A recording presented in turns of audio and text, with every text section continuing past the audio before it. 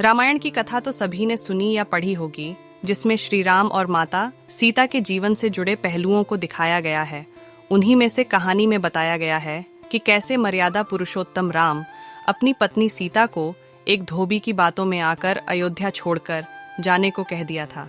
लेकिन क्या आपको पता है कि वह धोबी के रूप में जन्मा ये पक्षी था, जिसके श्राप की वजह से ही माता सीता को वन में भटकना पड़ा था। जी हाँ, आपने सही सुना, माता सीता को श्राप मिला था। आज हम आपको बताएंगे कि देवी सीता को किस पाप की सजा मिली जो उन्हें वन वन भटकना पड़ा।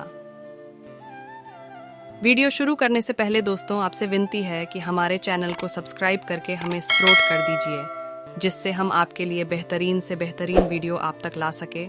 और हमें कमेंट में अपने प्रिय धर्म का नाम जरूर लिख दें। धन्यवाद।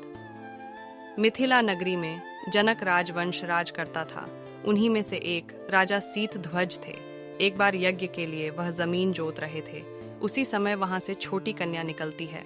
इस सुंदर कन्या को देखकर राजा को बहुत खुशी हुई।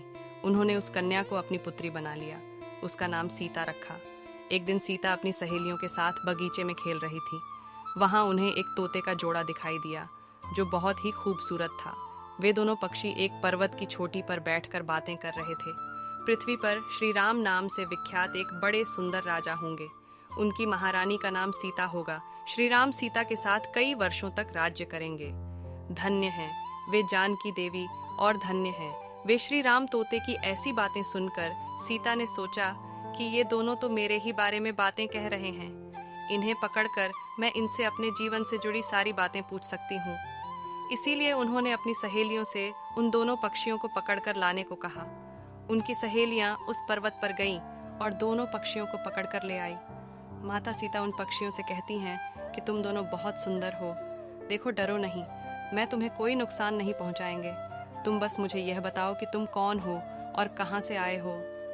राम कौन है और सीता कौन है, तुम्हें उनके बारे में कैसे बताएं। माता सीता के पूछने पर दोनों पक्षी बताते हैं कि एक बहुत विख्यात महर्षि वाल्मीकि है। हम दोनों उन्हीं के आश्रम में रहते हैं। महर्षि ने रामायण नाम का एक ग्रंथ लिखा है, जिसका पाठ उन्होंने अपने शिष्यों को भी कराया है। उन पक्षियों ने सीता को यह भी बताया कि इस ग्रंथ में महर्षि वाल्मीकि ने बताया है कि महर्षि रस शंख द्वारा किए गए पुत्रेष्टि यज्ञ से प्रसन्न होकर भगवान विष्णु, राम, लक्ष्मण, भरत और शत्रुघ्न ये 4 मानव शरीर धारण कर पृथ्वी पर जन्म लेंगे। बड़े होने पर श्री राम महर्षि विश्वामित्र और अपने छोटे भाई लक्ष्मण के साथ हाथ में धनुष लिए मिथिला आएंगे और शिवजी के धनुष को तोड़कर सीता से विवाह करेंगे।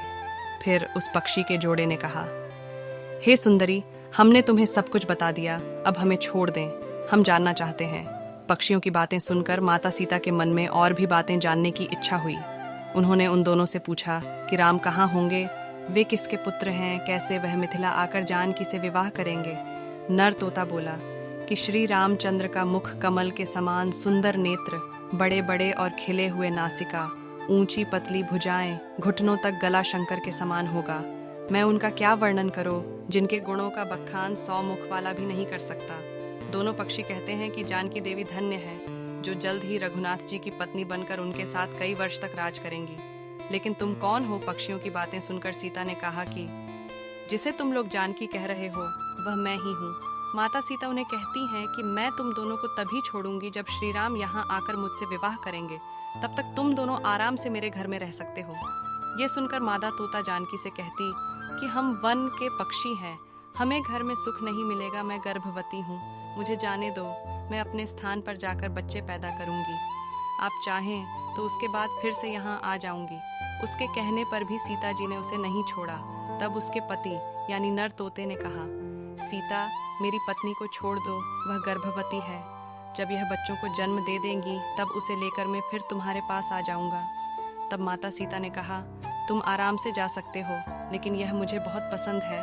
तुम घबराओ नहीं, मैं इसके अच्छे से देखभाल करोगी। जब सीता ने उस मादा तोते को छोड़ने से मना कर दिया, तब वह पक्षी दुखी हो गया। पक्षी दोबारा सीता जी से निवेदन करता है कि मैं अपनी पत्नी के बिना जिंदा नहीं रह सकता, इसलिए छोड़ दो माता सीता, तुम बहुत अच्छी हो, मेरी प्रार्थना मान। इस तरह उसने बहुत समझाया, लेकिन सीता ने उसकी पत्नी को नहीं छोड़ा। तब मादा पक्षी ने क्रोध में सीता को श्राप दिया कि जिस प्रकार तो मुझे इस समय अपने पति से अलग कर रही है, वैसे ही तुझे भी स्वयं गर्भवती की अवस्था में श्री राम से अलग होना पड़ेगा। कुछ दिन बाद पति से बिछुड़ने के दुख में मादा पक्षी के प्राण निकल रहे पत्नी की मौत हो जाने पर नर पक्षी दुखी हो गया। फिर वो सीता जी से बोला कि है, मैं मनुष्यों से भरी श्री राम की नगरी अयोध्या में चंद लोग में रहे कारण तुम्हारे पति के प्रयोग का दुख उठाना पड़ेगा। यह कहकर वह वहां से उठ जाता है। कुछ साल बाद उसका जन्म अयोध्या में धोबी के घर हुआ। उस धोबी के कारण ही सीता जी का अपमान हुआ। उन्हें अपने पति श्री राम से अलग होना पड़ा। उस तोते का श्राप ही सीता जी के पति श्री राम से बिछड़ने का कारण बना।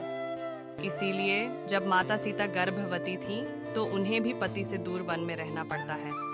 आपने अक्सर लोगों को कहते सुना होगा कि हमें हमारे कर्मों का फल हमें यही मिलता है।